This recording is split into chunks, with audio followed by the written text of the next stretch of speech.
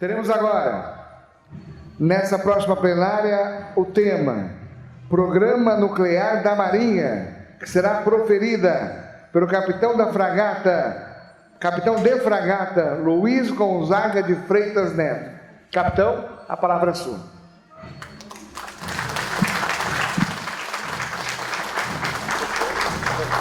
Puxa aqui, Você quer esse?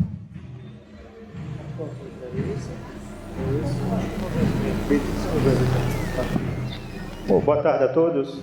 Eu sou o capitão de fragata, engenheiro naval Gonzaga, né, e vim aqui proferir uma palestra sobre o Programa Nuclear da Marinha.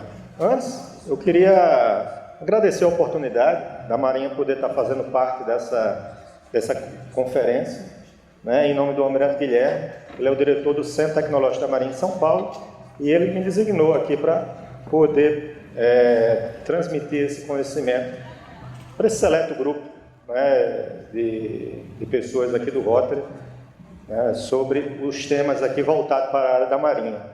Né. A apresentação, acho que a gente está vendo ali aqui, né? Então aqui é meu nome, Luiz Gonzaga de Freitas Neto, a Conferência da União, e eu vou proferir sobre o Programa Nuclear da Marinha. A gente chama PNM. Eu vou seguir aí um sumário, contextualização, o Programa Nuclear da Marinha, o Programa de Desenvolvimento Submarino, porque esses dois programas eles são interligados. Um desenvolve uma parte e o outro, e aí eu vou esmiuçá-lo aí para os dois, né, para os senhores.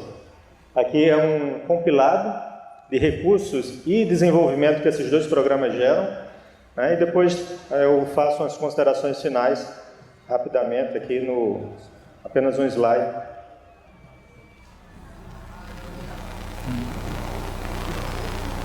Contextualização. O Brasil, ele, por esse norte-americano, um cientista político, George Kennan, ele fala que o Brasil ele é um dos países considerados monstros, né? Ele é um país, um dos maiores países, ele tem uma das maiores populações e ele também é um dos que tem o maior território, o Brasil. Ele é inserido num grupo Estados Unidos, Rússia, Índia, China e um bloco completo com a União Europeia, considerando todos os países da União Europeia. Todos esses países, o que ele tem em comum? Eles usam a energia nuclear. Eles viram a energia nuclear como uma solução para questões potenciais de eletricidade. Também viram sobre o uso da energia nuclear para o meio militar, que eu vou desenvolver aqui também. Agora, desses países, o Brasil é o único daqueles em que usa a energia nuclear apenas para fins pacíficos. A gente não tem ogivas nucleares, é isso que eu quero dizer. A gente só tem a propulsão nuclear. E aqui, eu não sei se todos os senhores já escutaram falar o termo chamado Amazônia Azul. É uma área que ela se estende do litoral de toda a nossa costa até 200 milhas náuticas. Essa área, ela só quem pode ser utilizado os recursos naturais dela é o governo brasileiro. Algumas embarcações ela pode trafegar de maneira inocente por ela, mas não podem pescar ou retirar os recursos naturais nessa região. É proibido. A Marinha ela tem a função de proteger essa área. Por que ela é chamada de Amazônia Azul? Porque essa área, né, ela se estende aqui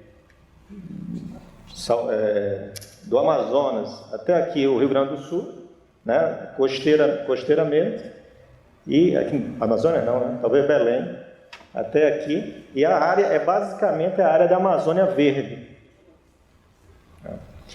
Outra questão importante, 95% do comércio feito entre países é feito por meio marítimo. Fazer comércio por avião é muito mais caro, então, e ele não comporta tanto material. Já embarcações mercantes, elas têm uma capacidade muito grande para desenvolver e para poder transportar qualquer tipo de material. E a OCDE, a Organização para a Cooperação e Desenvolvimento Econômico, ela já falou que em 2030 a tendência é que esse comércio aumente 380%. Há necessidade de se proteger toda essa área do entorno brasileiro. Essa área aqui também da Amazônia Azul, ela equivale a 67% da área do território brasileiro. 95% eu já falei, exportações e importações. 10% do tráfego marítimo mundial passa por portos brasileiros. Todos os portos brasileiros, principalmente o de Santos, recebem embarcações de todo o mundo. 85% da produção de petróleo ela é feita no mar. 75% de gás também é feito no mar. 99% das comunicações transoceânicas são feitas por cabos subterrâneos, principalmente um que sai de Fortaleza até a Europa. Recursos minerais e biodiversidade de maneira intangível para a sociedade brasileira poder desenvolver e poder fazer pesquisas nessas áreas. O que é que a Marinha faz nesse aspecto? Ela tem que proteger toda essa região. Eu mesmo, não falei um pouco de mim, mas eu sou engenheiro de telecomunicações. Desde que eu estou há 20 anos na Força, 8 anos no programa nuclear. E enquanto eu trabalhava na área das telecomunicações, depois eu fui para a área do programa nuclear, eu trabalhei aqui em Natal. Acho que vocês já viram o meu sotaque, né? Meu sotaque não é paulista, carioca, mas eu venho aqui de Natal. E lá eu trabalhava numa estação rádio que a gente fazia um serviço de fiscalização de emissão para a gente ver quantos pesqueiros japoneses normalmente pescam na área da Amazônia Azul. E não são poucos, são muitos. A gente identifica esses pesqueiros e encaminha para uma organização responsável. E ela decide qual ação deve ser tomada. Às vezes encaminha um avião da FAB para verificar a situação, ou uma embarcação que já esteja próxima ao local, ela é redirecionada para verificar a posição de qualquer tipo de embarcação que esteja pescando ou se aproveitando de determinada maneira dessa região. Isso é monitorado 24 horas por dia.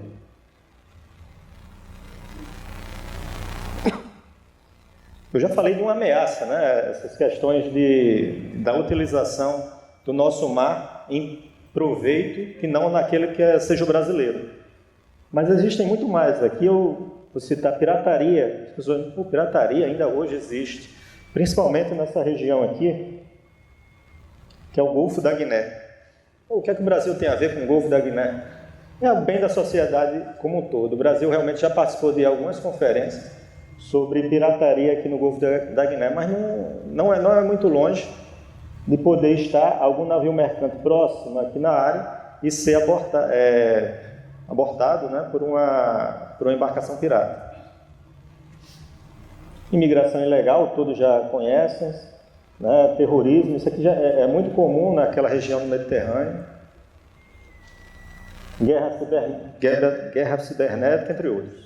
Aqui existem vários tipos de ameaça que o Brasil ele tenta enfrentar em prol da soberania nacional. Um dos meios que a gente tem para combater muitas daquelas ameaças é a utilização de um meio naval que ele vai fornecer, principalmente, uma dissuasão. O que é dissuasão? É aquela capacidade de força que vai impedir com que outro Estado soberano queira se impor de determinada maneira ou de qualquer maneira contra outro Estado soberano. Um dos maiores meios de se fazer isso é tendo um submarino nuclear. Deixa eu tentar modificar minhas falas.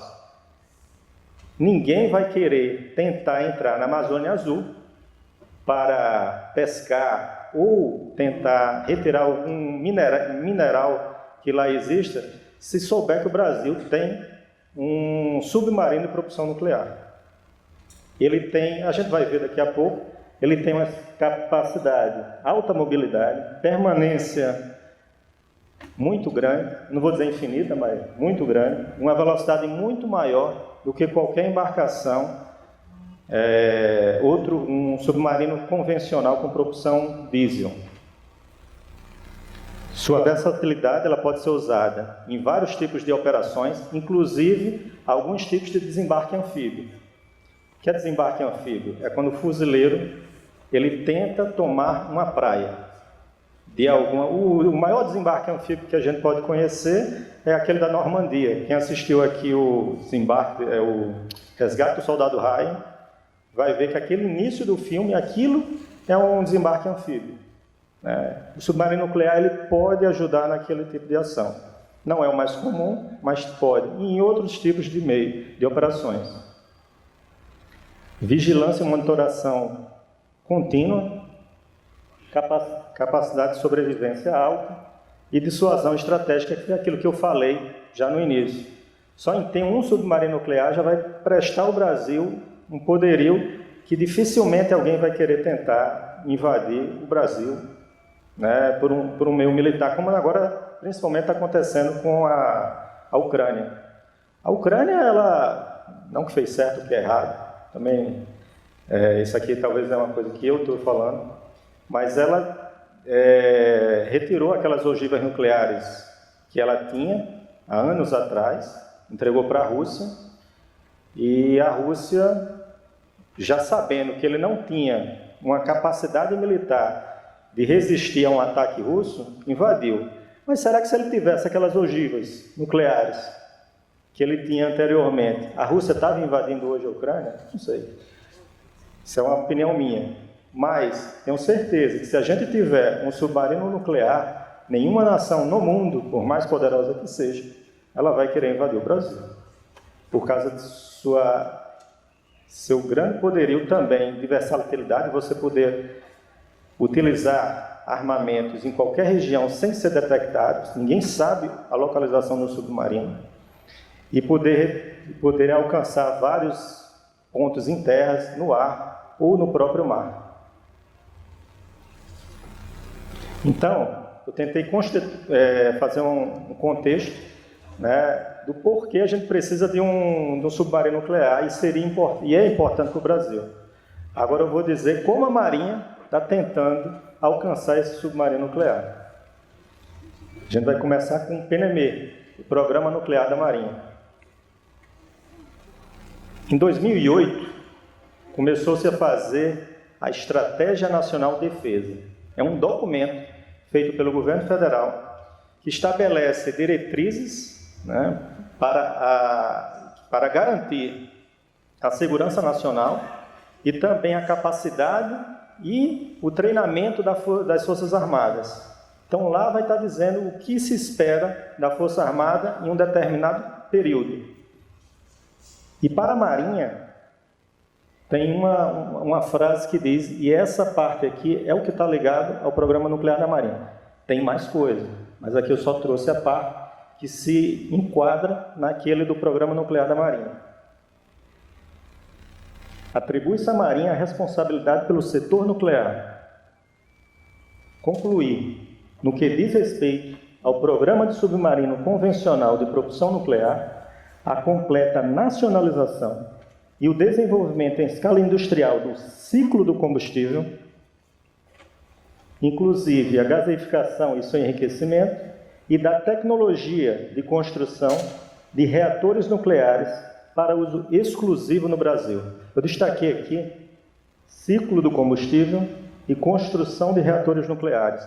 Hoje é o que a gente está fazendo na Marinha. A gente já domina quase todo o ciclo do combustível. Vamos dizer todo, eu vou explicar até onde a gente não domina. E nós estamos construindo um reator aqui no interior de São Paulo, em Iperó, a gente vai ver também aqui, que é o Labigênio. Ele é um protótipo daquele que vai ser utilizado dentro do submarino nuclear. Então, o PNME ele tem dois pilares: o domínio do ciclo de combustível nuclear e o desenvolvimento da construção de propulsão nuclear, projeto e fabricação, do elemento combustível. O elemento combustível é um aparato, né, metálico com o urânio enriquecido que é colocado no submarino. Então, a Marinha desenvolve esse projeto e também a construção do reator que vai usar esse combustível. Porque também não adianta a gente ter um submarino e não ter o combustível dele. A gente tem que saber produzir esse combustível. Eu não falei, mas o Brasil é a 6ª maior reserva de urânio do mundo, né? Então, nós temos urânio suficiente, a gente só não consegue fazer o processamento em uma etapa, né, para alcançar esse combustível nuclear. A Marinha está desenvolvendo essa etapa que falta. Então, aqui é como se fosse o submarino nuclear. Na realidade, é o submarino convencional com propulsão nuclear. Essa parte aqui do meio é onde fica o reator. Essa parte aqui ninguém dá informação para o Brasil de como tem que ser feito. Então, o Brasil tem que desenvolver essa tecnologia de maneira autóctone, própria. Apenas o Brasil está desenvolvendo isso aí. A gente tem uma parceria, que eu vou explicar mais adiante, com a França. Que a França, ela nos fornece uma transferência de tecnologia para a construção dessa região aqui do submarino. Mas quando a gente está na região da parte nuclear, a França não dá informações a gente. E isso é desenvolvido pelo PNME. Aquela questão que eu falei, são dois programas que eles têm que se unir e a gente forma o submarino com propulsão nuclear. Submarino convencional com propulsão nuclear. Então, a gente desenvolve a planta nuclear embarcada, a PNE, que ela tem um reator e também o combustível que vai aqui dentro. Aqui é só a estrutura da área de ciência e tecnologia da Marinha. Nós temos o almirante de esquadra. O almirante de esquadra é o nível mais alto, né, de almirantes que existe na Marinha. É um almirante 4 estrelas, é o diretor-geral de desenvolvimento nuclear e tecnológico da Marinha. Aqui é onde fica em São Paulo. A gente fica, né, é um quartel, na realidade são 3 quartéis, que fica dentro da USP. E o mais antigo, né, dos almirantes é o diretor do Centro Tecnológico da Marinha em São Paulo, que é o almirante Guilherme. E eu me enquadro aqui neste quartel, que é a Diretoria de Desenvolvimento Nuclear da Marinha. E aqui a gente toma conta do PNME e tem esse outro quartel que também fica na região, no mesmo próximo, mas que fica dentro da USP, da Universidade de São Paulo, é o Centro de Desenvolvimento de Submarinos, sob comando de um almirante 2 estrelas, contra-almirante. Esses 2 almirantes aqui são engenheiros, e esse aqui é um almirante da Armada. Aqui é um quartel que fica em Iperó, vou mostrar uma foto, e ali é onde a gente está montando o protótipo que vai para o submarino. O protótipo do reator que vai para o submarino. Aqui é o Centro Industrial Nuclear em Aramar. E as outras 2, elas fazem parte, as outras 3, mas não estão enfocados na parte do projeto e operação desses empreendimentos. Então, aqui eu tenho uma foto aérea da USP, né, exatamente onde o Centro Tecnológico da Marinha em São Paulo ele se localiza. Aqui a gente tem um prédio do CDS, que é o Centro de Desenvolvimento de Submarinos, que é a parte do ProSub. Ele desenvolve essas outras sistemas com transferência de tecnologia da França. E aqui a gente tem a DDNM, que é onde eu trabalho, que a gente desenvolve a parte que a França não fornece nenhum tipo de apoio. E aqui a gente tem o IPEM, né? Ele fica estrategicamente localizado, ele é adjacente ao Instituto de Pesquisas Energéticas e Nucleares, que é um instituto ligado à USP, mas também ligado à Comissão Nacional de Energia Nuclear, que fica no Rio de Janeiro. Então, a gente troca muitas informações com o pessoal desse instituto. Aqui já é uma foto aérea em Iperó, próximo a Sorocaba. É um quartel imenso de área, muito grande. Ele tem aí em torno de 1.700 pessoas, dentre civis e militares. Sim, nem todas as pessoas que trabalham ali na USP e em Aramá são militares. Na realidade, os militares são a menor parte. A maior população ainda são de civis, né? Civis especializados, engenheiros, técnicos, voltados para essa ciência nuclear, para esse desenvolvimento. Aqui eu vou destacar o Laboratório de Geração Nucleoelétrica, que é o protótipo que a gente está montando em terra. Ele já fica aqui, nessa região. E aqui o Laboratório de Enriquecimento Isotópico, o LEI. Aí é onde a gente faz o enriquecimento do combustível nuclear. Aqui eu vou falar rapidamente do ciclo do combustível. Também uma coisa que eu não falei. Eu trabalhei nas telecomunicações, na Marinha, e depois a Marinha teve a oportunidade e abriu um voluntariado para quem quisesse ir para a área nuclear. Aí eu me inscrevi, aí eu fiz um mestrado em energia nuclear na Alemanha, aí voltei e até hoje eu estou no programa do submarino nuclear. Eu trabalhei no reator do submarino e agora eu estou trabalhando também em outra área que eu vou falar aqui, que é a parte do estaleiro, onde o submarino vai atracar. Mas vamos voltar aqui para o ciclo do combustível. Mineração, a prospecção, onde são as áreas que pode ter minério de urânio. Eu não sei se os senhores sabem, mas no Brasil as minas ficam no interior do Ceará. Então se minera urânio, tem algumas minas no interior do Ceará. Aí a gente tem uma etapa que é de conversão. Por quê? Aí a gente faz um bolo que se chama bolo amarelo, yellow cake. Esse minério de urânio ele é processado e a gente forma esse yellow cake. Desse yellow cake eu não consigo separar aquilo que eu quero daquilo que eu não quero, de uma maneira quando ele está no estado sólido. Então o que é que eu tenho que fazer para poder fazer essa separação? Eu tenho que transformar esse yellow cake em um gás, que é o hexafluoreto de urânio. Quando eu transformo, eu completo o processo de conversão. Só que o Brasil não tem essa capacidade. O Brasil não consegue.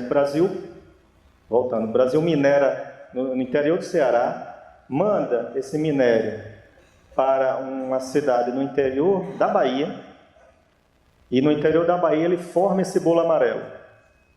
Dali, o Brasil não tem a capacidade ainda de transformar no gás. Então, esse bolo amarelo é transportado ao Canadá. O Canadá processa o bolo amarelo e volta para o Brasil o hexafluoreto de urânio. É um custo alto. E o Brasil a Marinha, ela está desenvolvendo uma unidade piloto para fazer essa conversão, essa transformação do yellow cake no gás, que a gente pode fazer a separação do urânio e fazer o enriquecimento dele. Entendo o gás, o Brasil já tem a capacidade que a Marinha desenvolveu de ultracentrífugas para poder enriquecer esse gás. Eu pego o gás enriquecido e volto ele para o estado sólido. E eu posso fazer as pastilhas de urânio.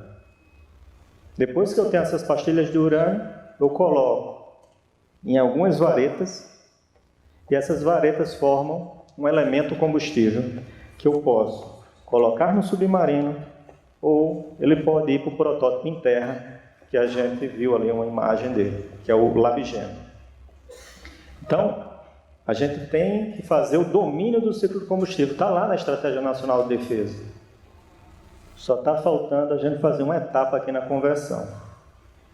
E é essa unidade aqui que a Marinha está montando e que aguardamos que em breve nós já consigamos converter o bolo amarelo, que é o yellow cake, no gás hexafluoreto de urânio. Vai ser muito mais fácil a gente transportar o gás.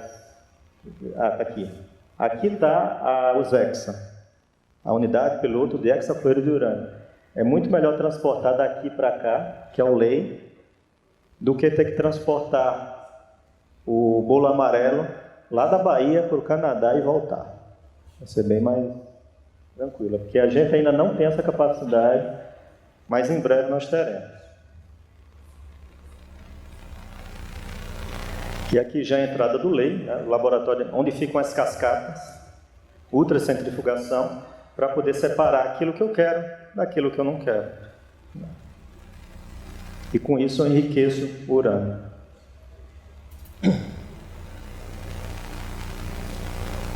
Aqui é só mais uma outra foto. E aqui a gente também vê a INB, as Indústrias Nucleares do Brasil.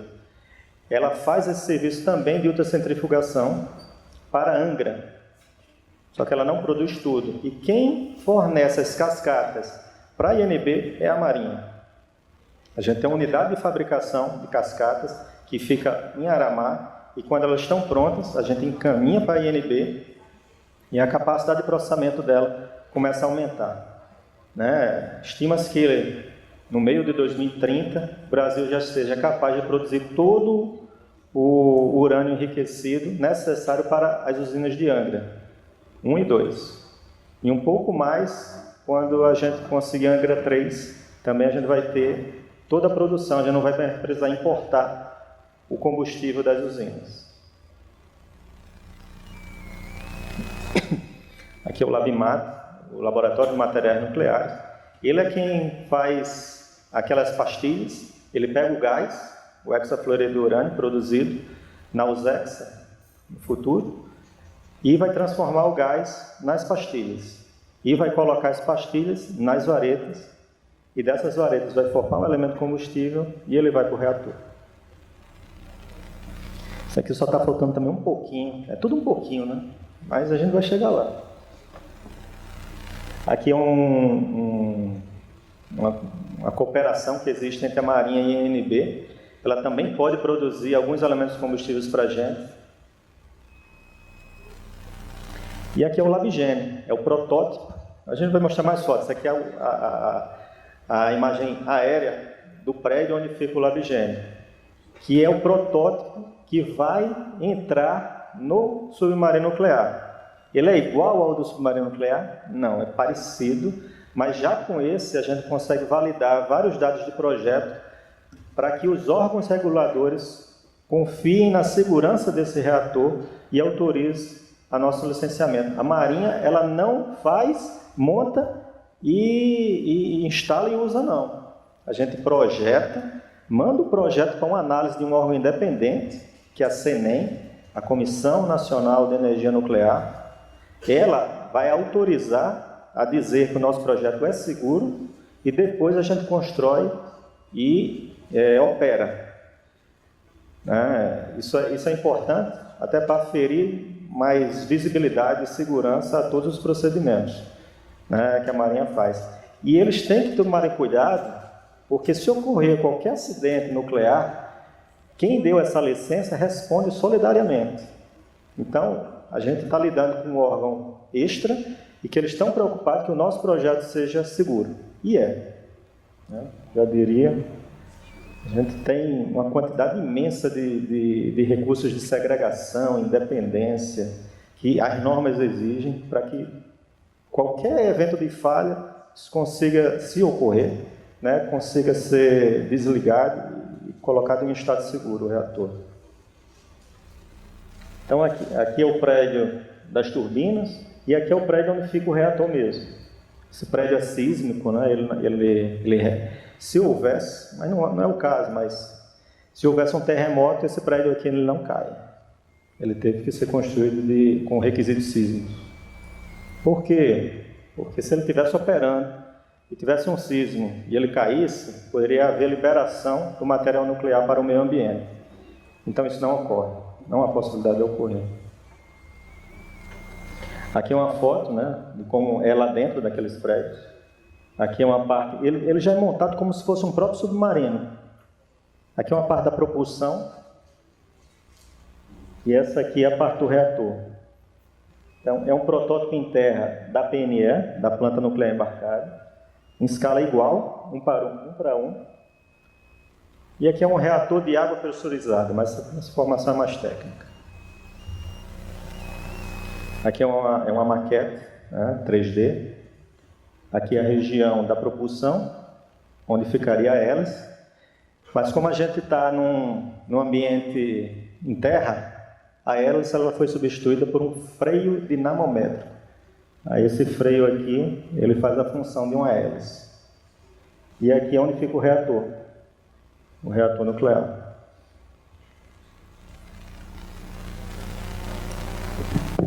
Principais ações em curso, né? Hoje a gente está já numa fase de montagem eletromecânica dessa região aqui, que é a região mais crítica. Isso tudo com licenciamento da SENEM. A gente busca na empresa... Qual é a grande dificuldade da Marinha hoje?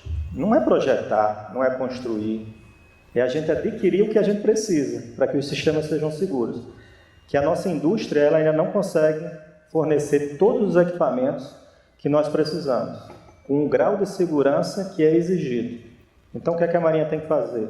Ou a gente desenvolve, ou a gente compra no exterior.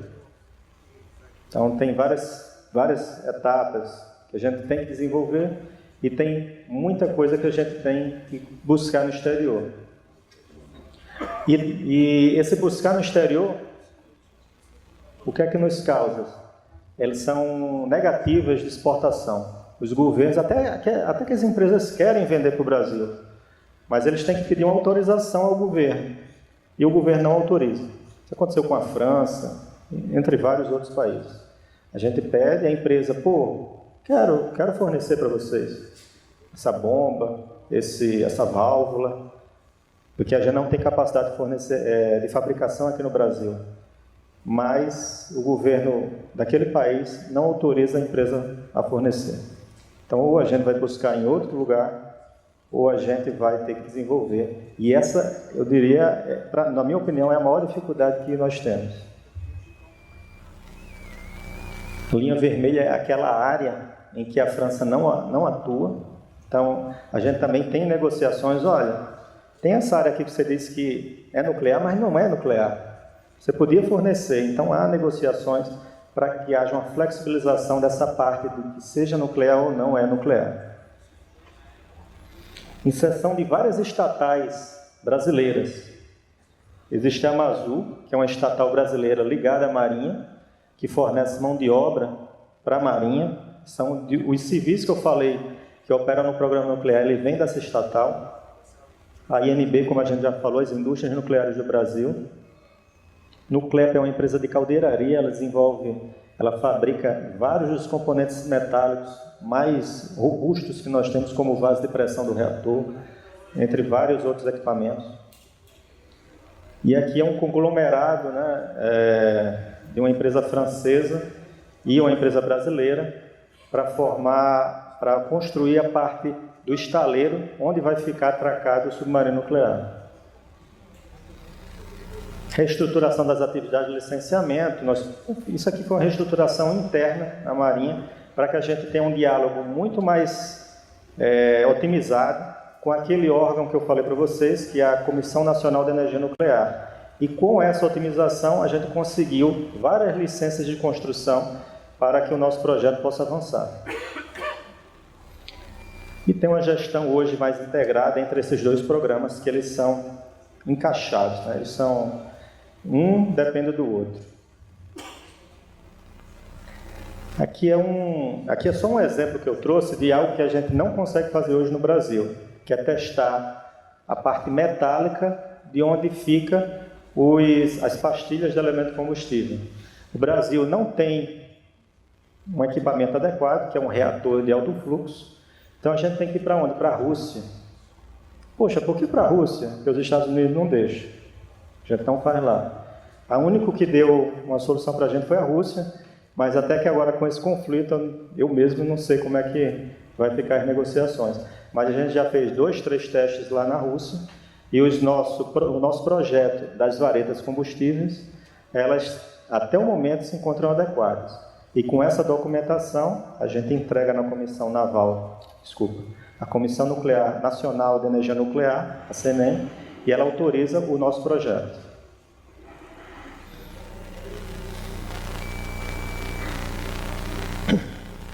E aqui são os desafios, são vários. A ausência de referência, esse nosso reator nós mesmos construímos, então não existe referência. Então até o órgão que faz o nosso licenciamento, ele é muito preocupado em todos os dados de projeto, que a gente confirme, e ainda às vezes a gente confirma, a gente mostra todo o cálculo, todas as simulações, mas ele diz, olha, mas eu quero que você contrate uma outra empresa, e que essa outra empresa diga a mesma coisa que vocês disseram. E ela tem que dizer qual é a empresa, uma empresa que ela confie. Então, é difícil. Eu vou dizer que são muitas as etapas de licenciamento que a gente está sujeito para que o nosso projeto seja validado e seja realmente construído. A obtenção de equipamentos e serviços, uma vez que a indústria nacional não consegue suprir na íntegra a demanda do PNME, como eu já expliquei aos senhores. Negativas de exportação também, já falei, é difícil. Eu mesmo fiz um documento, umas 17 páginas, para mostrar para a AGU, olha, a gente não consegue a negativa de exportação. A gente não consegue contratar determinada empresa, então a gente tem que contratar essa outra. E até que a AGU entenda, a gente fez várias documentações para que ela entendesse essa nossa dificuldade. Compatibilização das incertezas contratuais com as exigências da legislação é basicamente isso, é a dificuldade da gente colocar os nossos interesses. Não, porque você está comprando esse produto aqui, que é muito mais caro, você tem aqui nos Estados Unidos, que ela não vende. Então é difícil a gente adequar a nossa legislação àquilo que a gente precisa, mas a gente demora muito tempo, né, fazendo essas justificativas. E os órgãos, graças a Deus, os órgãos de controle brasileiro, eles estão cientes e aprovaram, né, legalmente todas essas nossas demandas. Todas essas demandas foram impostas. Otimização dos processos licitatórios, estruturação de apoio, manutenção de pessoal qualificado e motivado. Eu sou um caso, né? Marinha gastou comigo para eu me qualificar, fatalmente eu vou ficar no projeto nuclear por um bom tempo. Não foi só comigo, a Marinha qualifica muitos oficiais, né, para esse programa. Manutenção de aporte de recursos financeiros contínuos é o mínimo, até para que a gente não entre num estágio que a gente vai até perder recursos, né, com isso. Então a gente sempre tem que ter um mínimo de recursos para poder que o programa possa sempre avançar. Benefícios para o Brasil. A gente fornece as cascatas PNB, que gera eletricidade para cidades do Rio de Janeiro. Ela pode ser aplicada na agricultura e meio ambiente. A agricultura tem a parte de irradiação de alimentos. Alguns alimentos eles podem ser irradiados de determinadas maneiras, tem várias, e a Marinha pode desenvolver essa tecnologia para que o alimento não fique maduro até chegar na Europa. Então ela passa por uma irradiação, ele demora mais a amadurecer e ele pode ser transportado por mais tempo para alguma localidade distante. Também a gente pode pegar vários machos do inseto o Aedes aegypti e fazer com que ele passe por um estado de irradiação em que ele não possa mais reproduzir. Então, com isso, ele é solto na natureza, ele faz a reprodução, mas não gera mais filhotes, larvas. Isso é um dos exemplos do uso da energia nuclear para o meio ambiente. Reator nuclear de pesquisa e produção de radioisótopos. Isso já é um outro projeto bem importante. Eu falei aqui que o Brasil não tem um reator de alto fluxo, mas para a gente poder fazer os testes com as varetas combustíveis. Mas essa empresa aqui, a Amazul, ela tem na sua, que é da responsabilidade da Marinha também, ela tem nos seus projetos o RMB, o Reator Multipropósito Brasileiro. Ele vai ser um reator de alto fluxo, que ele vai ser usado, ele pode ser usado para testes de material e também vai ser usado para a produção de radioisótopos. Ele vai ser construído lá em Peró, onde vai ficar o LabGen, e ele vai também produzir, ele vai conseguir suprir toda a necessidade de radioisótopos para o Brasil, esse reator. Ele fica na Marinha também. A Marinha também tem certa responsabilidade sobre esse projeto. Reator nuclear de pequeno porte, o LabGen, quando ele se estabelecer definitivamente, ele pode ser usado para fazer a dessalinização, né, em regiões onde houver essa necessidade. Considerações rápidas aqui sobre o PNME. O Programa Nuclear é um programa de Estado que exige um envolvimento de toda a sociedade. Todos os senhores deveriam sempre conhecer o PNME, né, e ver os benefícios que eles trazem para a sociedade. As pessoas pensam, mas a gente lá contrata muito pessoal, tem muito empregado terceirizado, né? Então a gente gera renda e gera emprego para a sociedade. E empregos especializados também, né? A maioria são especializados, né? Engenheiros, físicos, químicos, que trabalham com a gente, que a gente tem que contratar, né, para que desenvolva esse programa. Eu vou lembrar que esse programa não tem apoio, né, internacional, como acontece no ProSub.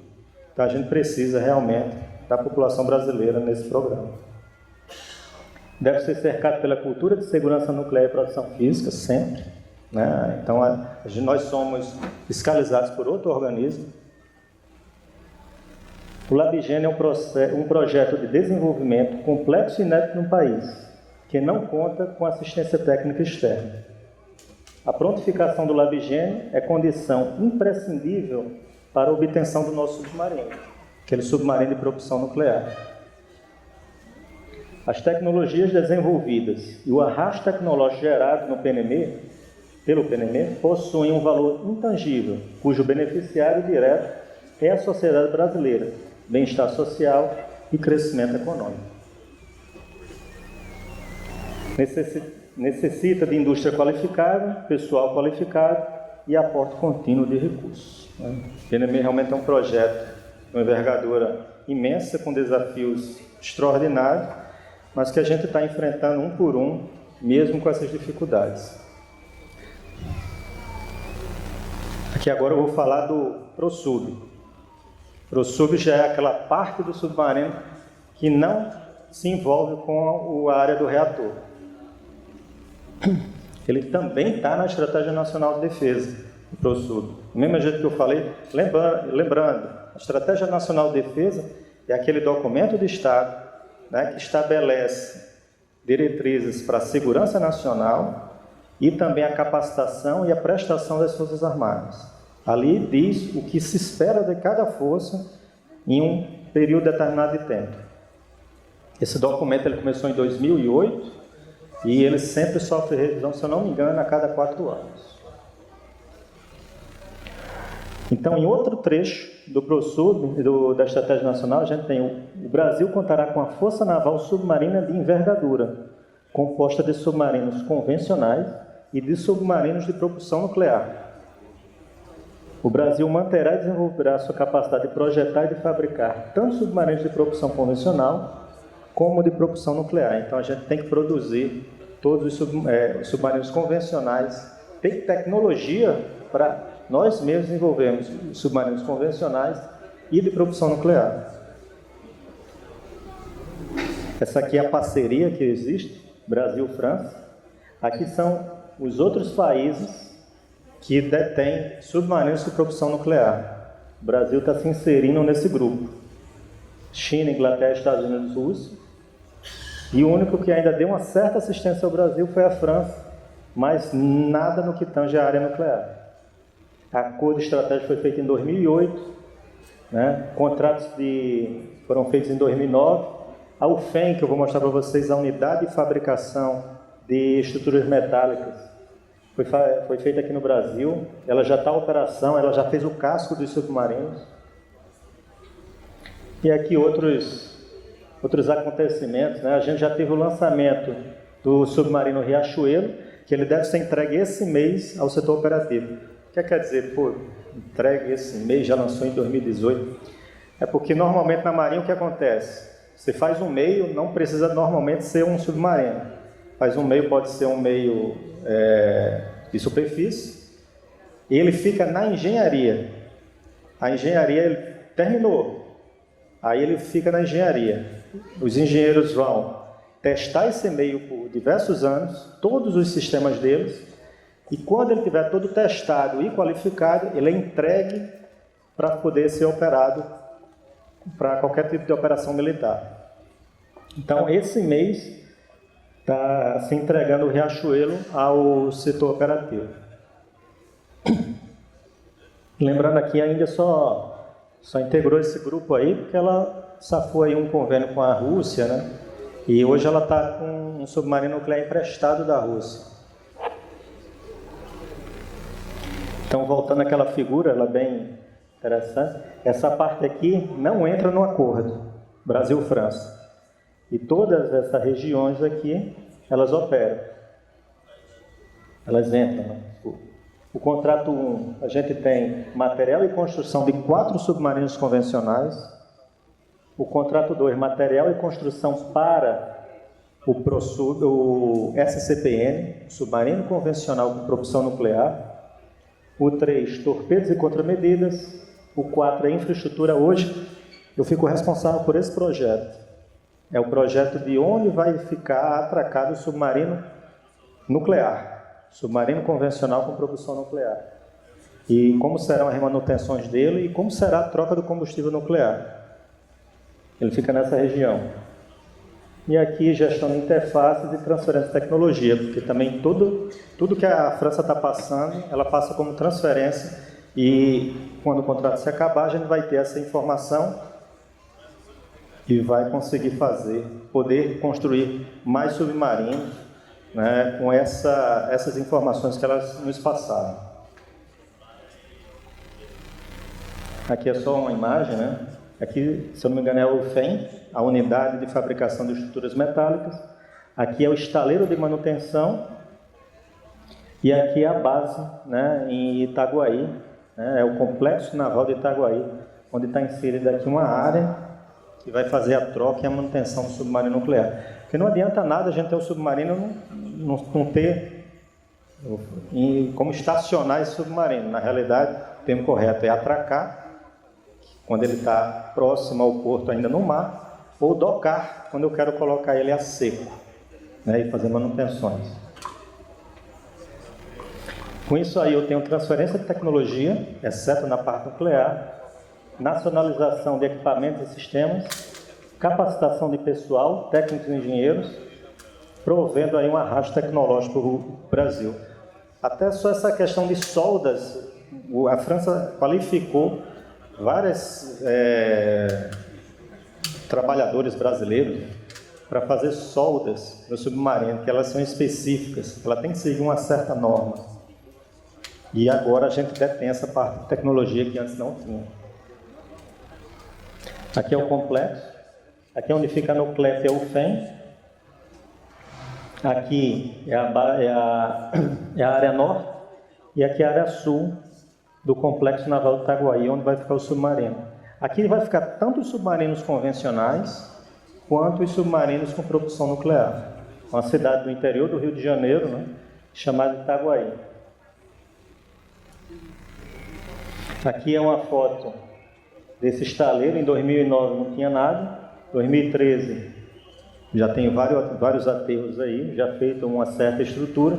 Em 2021 a gente tem bastante prédio lá, faltando ainda vários ainda falta bastante coisa, mas isso é só para ver a construção. Isso aí gera muito emprego, né, nessa região, empregos de todas as formas. A UFEM, né, a unidade de fabricação de estruturas metálicas, ela em 2010 não tinha nada, em 2013 ela já estava completamente terminada. Ela é quem faz o casco do submarino, a UFEM. E depois esse casco, em partes, em anéis, ele é transportado daqui, ó, da UFEM até aqui. Esse percurso aqui dura 18 horas, são 5 quilômetros. Ele vai num trolley, eu vou mostrar daqui a pouco, e cada parte, não é o submarino já completo não, é cada parte dele. Tem que passar por um túnel até chegar lá. Né? Aqui é o FEM, né? 96 mil metros quadrados de área, 57 mil de área construída, 45 edificações. O estaleiro, né? O que se destaca aqui é esse elevador de navios. Aqui a embarcação, o submarino para, ele abre, o submarino para, ou pode ser um meio de superfície também, um navio, e ele levanta o submarino sobre rodas e ele é levado para esse prédio aqui para manutenção. Isso já está até operando. Só pensa assim, mas já está operando esse sistema. Aqui é o ESC, né, o estaleiro de construção, que é onde chegam os submarinos. Aqui, ó, é a imagem. E uma das partes que está saindo da UFEM, indo até o ESC, para ele ser juntado e recheado. É lá no ESC, o estaleiro de construção, onde se colocam todos os sistemas do submarino, sistemas de combate, sistemas digitais. Toda a estrutura metálica é feita no ESC, onde se recheia toda essa estrutura e se solda. Por isso aquela preocupação que eu falei de desqualificar os soldadores.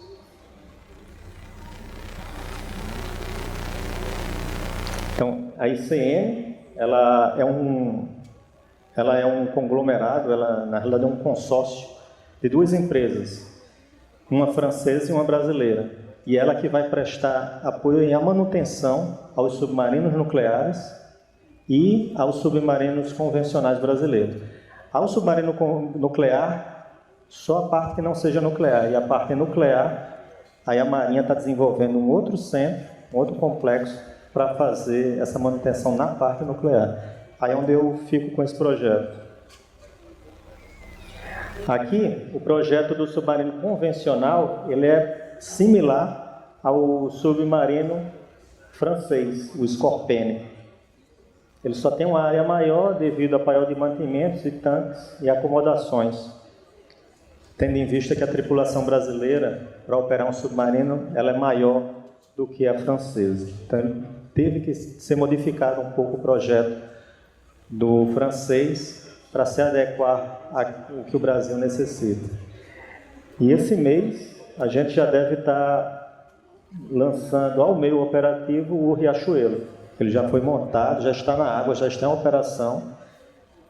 E esse mês aqui, a gente deve ter o Riachuelo operando, né, com os nossos militares. E o Humaitá, que ele já está em mar, ele já foi lançado no mar, espera-se que em fevereiro do próximo ano ele também já seja entregue. O toneleiro, esse eu tive a oportunidade de entrar, né?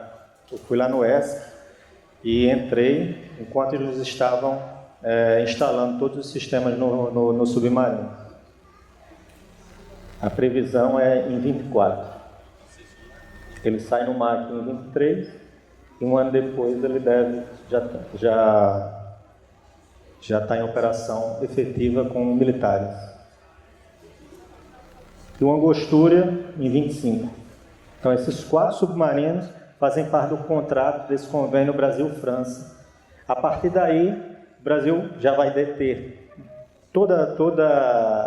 vai possuir toda essa tecnologia de construção de submarino e a gente pode desenvolver novos.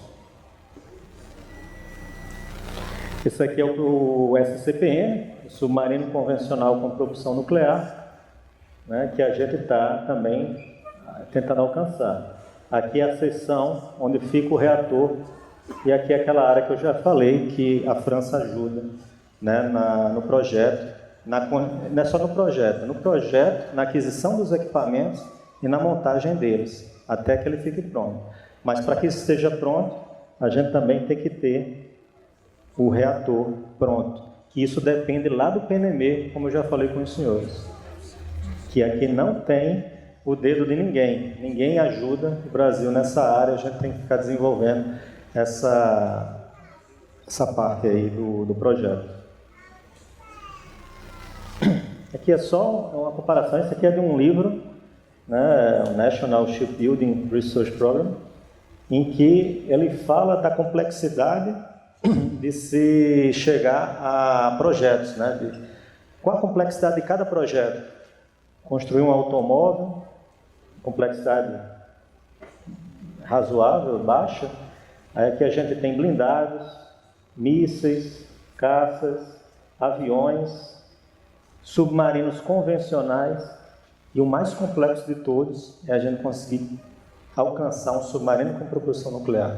Isso não é a Marinha que fez esse gráfico, não. Esse gráfico foi feito por outra empresa, e a gente só aqui aproveitou, mas para mostrar aqui a dificuldade e os desafios, como eu sempre falo aqui, da gente chegar a esse submarino. Aqui é um grupo que foi para a França, né, em 2010. Eles saíram daqui, foram para a França fazer um curso de 2 anos de como projetar submarinos. Isso aí está naquele contrato de transferência de tecnologia. Hoje nós temos militares, tem um oficial da minha turma, que foi, na realidade 2, minha turma de oficial. Eles hoje participam do projeto, né, daquela parte em que a França dá apoio. Quando a França for, eles podem projetar também alguns outros submarinos, né, se for o caso. Então a gente tem aqui um espectro ali para a década de 2030 ainda, na construção do nosso submarino. Aqui é só uma responsabilidade social na área de Itaguaí, né? Qualidade do ar, água, radionuclídeos, né? Fauna, entre outras, é tudo monitorado. Trabalho e renda na Ilha da Madeira, que é aquela região onde fica o estaleiro. Preservação da Baía de Sepetiba. O fim do pesadelo chamado Ingá, que era uma indústria de mineração que ela jogava dejetos naquela região. Quando a Marinha chegou lá, ela acabou com suas operações. Que a Marinha ali, tudo bem, a gente ia ver, né? Na realidade era o que acontecia. Olha, você não pode fazer isso. Aí findou que ficou inviável ela continuar e ela acabou suas partes. Aqui eu já estou acabando. Então, a Universidade e o Instituto de Pesquisas que nos apoiam, né, no projeto, a USP, a UFRJ, a Federal Fluminense, entre outras, CAPES, transferência de tecnologia, nós temos o projeto submarino, construção de submarinos e a construção de infraestrutura. Geração de empregos. O ProSub estima gerar mais de 24 mil empregos diretos. A Marinha contratando pessoas diretas. Eu mesmo, no projeto do estaleiro, estou contratando agora em torno de 30 pessoas, 30 engenheiros. E 40 mil indiretos. Né? E aqui são outros dados, né? Mais ou menos de onde saem esses valores. Né? Construção aqui do estaleiro e base naval, construção da UFEM, né? Da Unidade de Fabricação de Estruturas Metálicas, entre outros, de onde estão aqui os valores. E aqui a gente vê os tributos arrecadados também gerando renda para o governo, as prefeituras que ficam nas regiões, os governos estaduais e municipais. Aqui gerando quase R$1 bilhão aqui de reais, só de impostos. E aqui eu vou acabar, vou falar aqui que eu tenho 5 minutos. Então, considerações finais. O PNM, o Programa Nuclear da Marinha, e o ProSub são programas de Estado que possuem um elevado potencial de desenvolvimento da indústria nacional por meio dos processos de nacionalização e transferência de tecnologia, gerando emprego, renda e benefícios para a sociedade brasileira. O desenvolvimento científico e tecnológico está intimamente ligado com a sobrevivência e a prosperidade do país. Quem falou essa frase foi o almirante Álvaro Alberto da Mota e Silva, o almirante Álvaro Alberto, que impulsionou, ele foi a pessoa que iniciou o programa nuclear na Marinha. Ele que teve a ideia, na década de 70, de iniciar o Programa Nuclear da Marinha. E ele foi o fundador da CAPES, que hoje faz fomento, né, de pesquisa e desenvolvimento no Brasil. Foi ele o fundador. Ele também teve um prêmio de química que ele ganhou. Ele foi almirante da Marinha. E o submarino nuclear da Marinha, o primeiro, vai se chamar Álvaro Alberto. Vai ser o submarino Álvaro Alberto. E aqui eu termino essa apresentação longa, cheia de coisas. Aqui é a foto do Labigênio. Muito obrigado.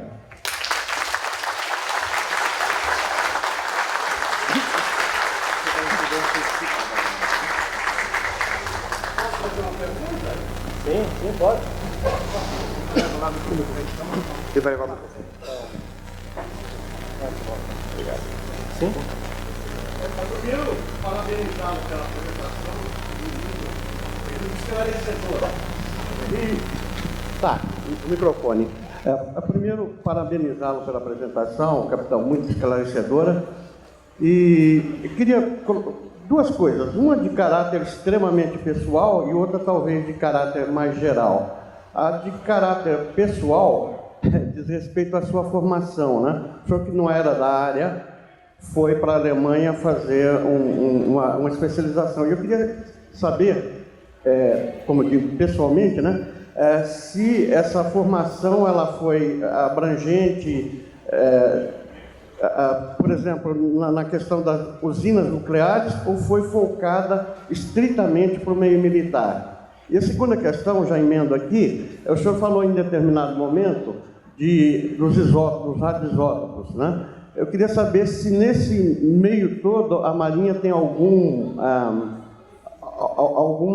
projeto junto com o Ministério da Saúde voltado para esses radioisótopos na saúde, né? As pastilhas todas aí que é usado na saúde. Muito obrigado.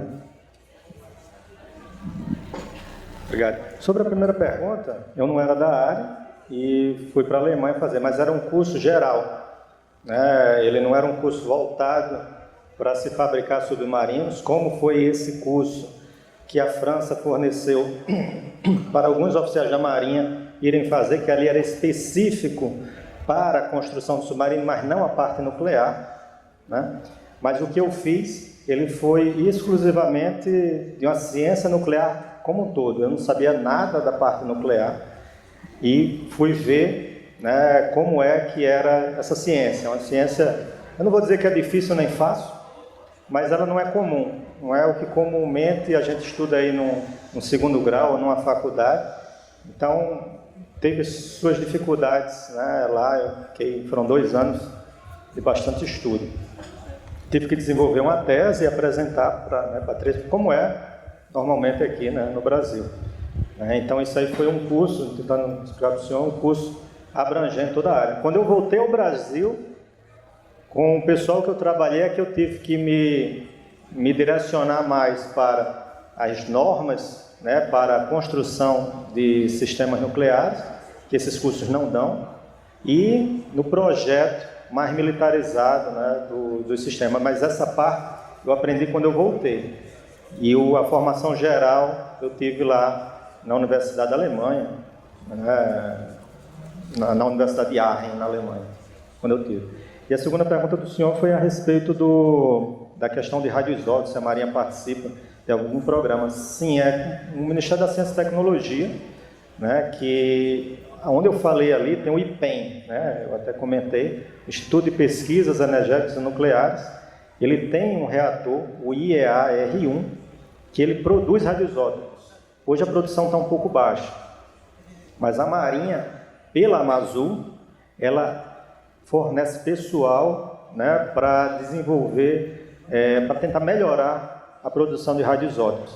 Também agora, o CETENSP, a gente tem um convênio para ficar montando uma sala de controle lá nesse reator, né? Mas eu acho que a parte de radioisótopo que mais vai incrementar e que vai dar autonomia ao Brasil é quando a gente conseguir montar esse reator que eu falei, o RMB, o reator multipropósito brasileiro, um reator de alto fluxo, que a gente vai conseguir fazer testes de materiais e também produção de radioisótopos. que ele vai ser construído lá em Aramá, né, lá em Peró, perto de Sorocaba, nas instalações da Marinha. Mas ele ainda está em fase de projeto. E quem desenvolve esse projeto é a Amazul, mas mais voltado para a área da ciência e tecnologia. Espero ter respondido a pergunta do senhor. Se alguém mais tiver uma pergunta, eu também estou à disposição aqui. Fala para ele. Fala.